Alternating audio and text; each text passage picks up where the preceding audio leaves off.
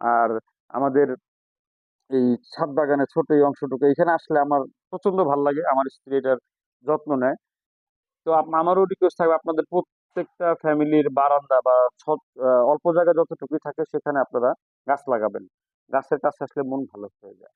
যাই হোক আমরা আমটা এখন যে অবস্থায় আছে সেই অবস্থায় কাটি এবং দেখি কেমন হলো ভেতরে। আমি খুব এক্সাইটেড। মনে একটু এদিকে ধরো। কিভাবে কাটবো? এভাবে না এইভাবে? আসলে কাটতেও মায়া লাগছে। এইভাবেই কাটি।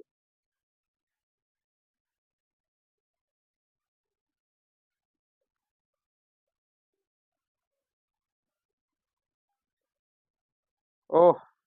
পেকে একেবারে রসে টইটুম্বুর।